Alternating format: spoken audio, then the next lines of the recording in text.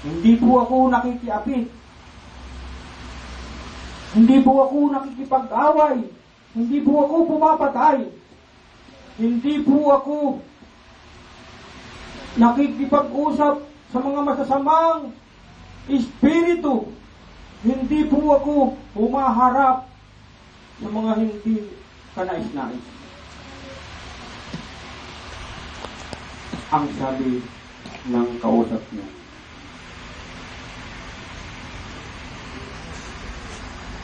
Panginoon, ano pa po ba ang kulang sa akin upang ako po ay makaparoon sa iyong paroroonan?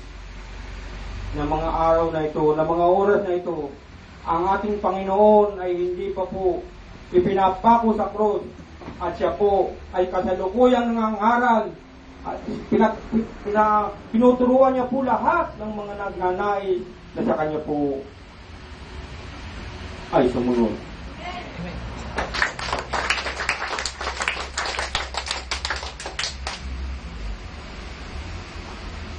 Kaya tinanong siya ng isang binata na malaki, na marami diyang kayamanan. Tinanong siya ng binata, ano pa po ba ang kulang sa akin upang po ako po ay makasunod sa iyong paroroonan, kung saan po kayo papuroon na ang sabi mo po sa buhay na walang hanggan. Ang sabi po ng ating Panginoon, alam ko, binata, na ikaw ay magkapangyarihan. Malawak ang iyong ari-arian. Kaya kung nais mong sumunod sa aking paroroonan, ipagbili mo ang lahat ng iyong ari-arian at ito ay iyong ipamahagi sa mga mahihirap.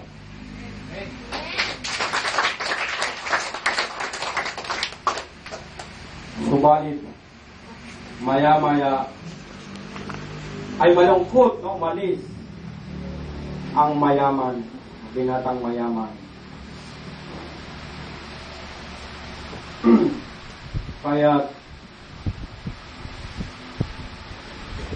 ang sabi ng Panginoon sa kanyang mga alagad, mas mabuti pa na ang isang kamilyo ay makapasok sa butas ng karayom kaysa ang isang mayaman, ang isang may mga kapangyarihan ay makapasok sa kaharian ng langit.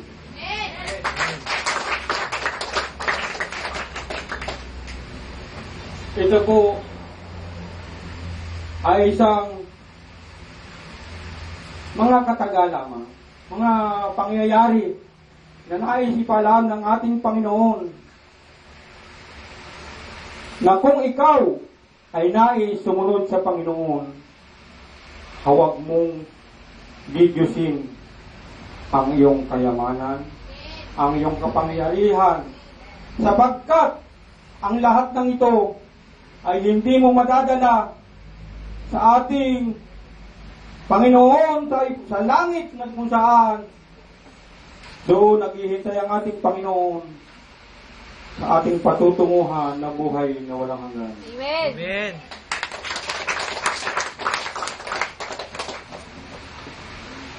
Alam ko rin na sa ating lahat hindi natin ito magagawa. Subalit, ay pinaalam ng ating Panginoon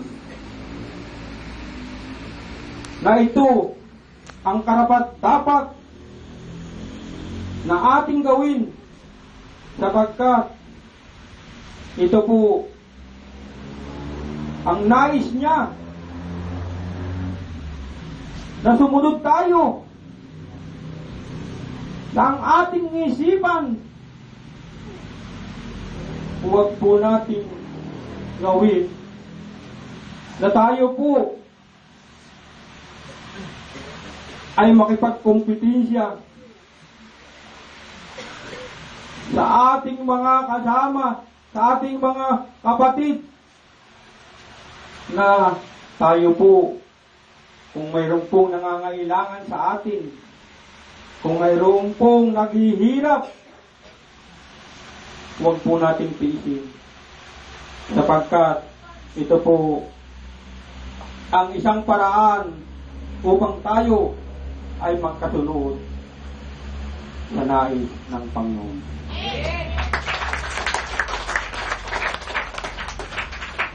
Ito lang po ay isang maikling kwento. At huwag naman po ninyong masyadong pakaisipin kasi nga po baka mayroon itong po diyang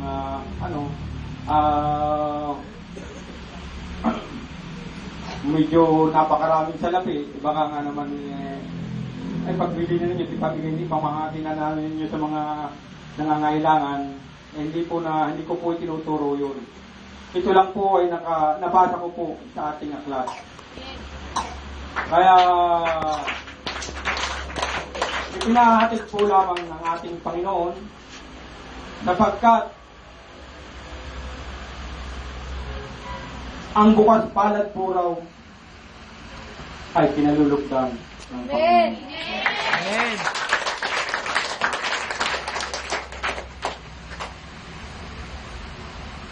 Diba kahit sa atin, kahit sino sa atin, kung tayo ay may pangangailangan, tapos alam mo namang mayroon sila, tapos sasabihin, wala naman ako eh.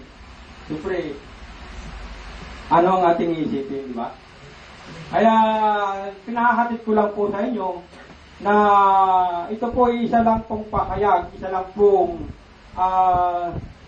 pahatid sa ating lahat na ang nais po ng ating Panginoon, tayo po ay maging karapat-dapat sa kanyang Panginoon.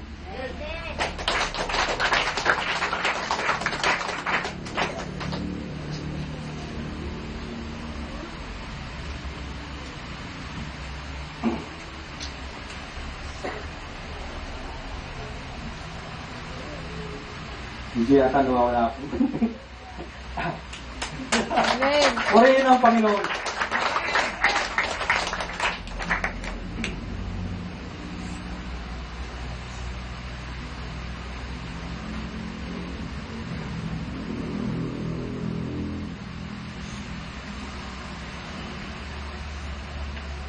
Nais ko rin po palang ipalam sa inyong lahat na ako po ay mga dalawang araw na lang po yata sa Martes ako po ay papalis na po ulit papunta sa ibang bansa sa Alcobar, Kingdom of Saudi Arabia. Nagpapasalamat po ako at kayo po ay nandiyan at nakita ko po kayo bago ako umalis at hinihiling ko rin po sa inyong lahat na bago ako umalis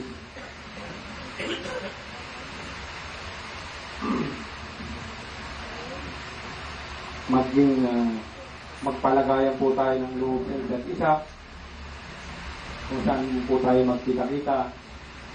Sana po tayo ay hindi mag-isnaban at tayo po ay magturingan na magkakapatid sapagkat ang sabi ng Panginoon, ang magkakapatid ay magkakakilala. Amen.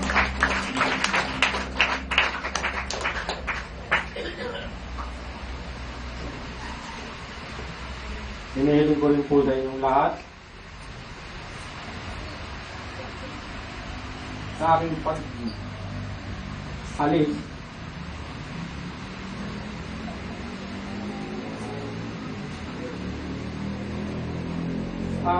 ano lang po ang inyong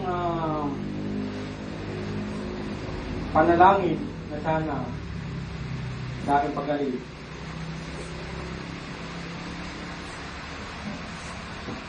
hilingin niyo ako, hilingin ninyo na patnubayan din ako ng Panginoon. Amen.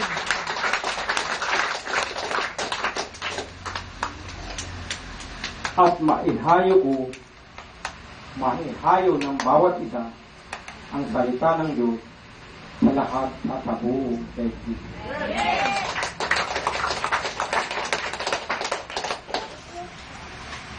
Sa aking pong bansang pupuntahang muli, marami na rin pong ganitong gawain at tunay na ang lahat po ng aming pinag-aaralan ay naaayon lamang po sa salita ng Panginoon na kung saan ay ang Biblia, na dito lamang po kami sumusunod.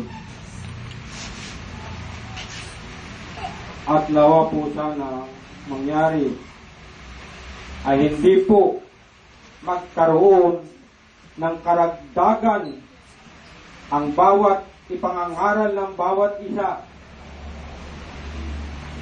Saan man pong lupalop makarating ay ang ating pong banal na aklat, ang ating pong guide o ang guidance natin na siya pong magtuturo sa atin kung paano po tayo lumapit sa Panginoon at kung paano po natin siya makikilala at kung saan po natin dapat siya pahalagahan at kung paano po tayo dapat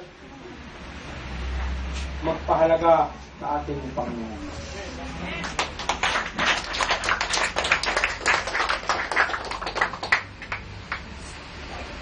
Kayo po bang lahat, mga kapatid, ay nagagalak sa umagang ito? Amen! Praise the Lord. Hallelujah. Amen!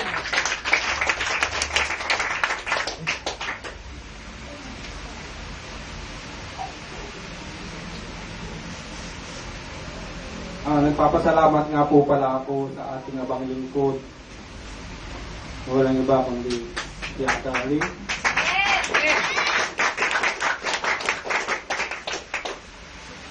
Na siya po ang nagtataguyod sa lugar na ito.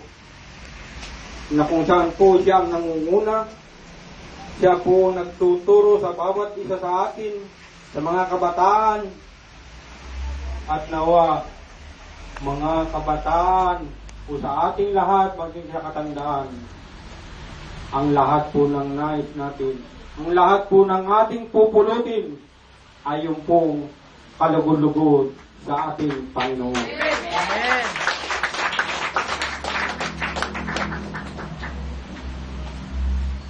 Wala po akong sinasabi na hindi po kalugod-lugod ang itinuturo sa atin ng ating abang lingkod. Sinasabi ko lamang po na magsaliksik kayo sa ating aklat. Ang aklat na ibinigay sa atin ng ating Panginoon, na kung saan ay ang banal na aklat ng Biblia. At dito lamang po natin makikita ang tunay at ang daan patungo sa buhay na walang hanggan. Amen!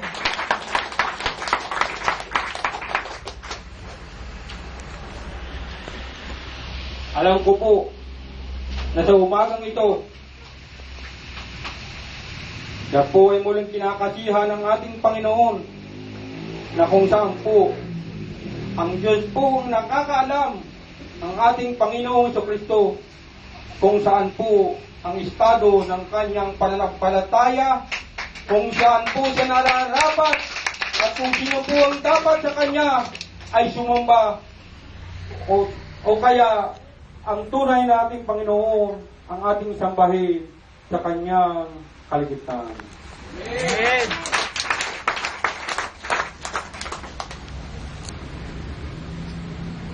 Kaya mga kapatid, alam ko, nakikita ko sa aking paningin na marami ang mga bago rito. Amen! Nagpapasalamat ako sapagkat may isang mga anghel, may mga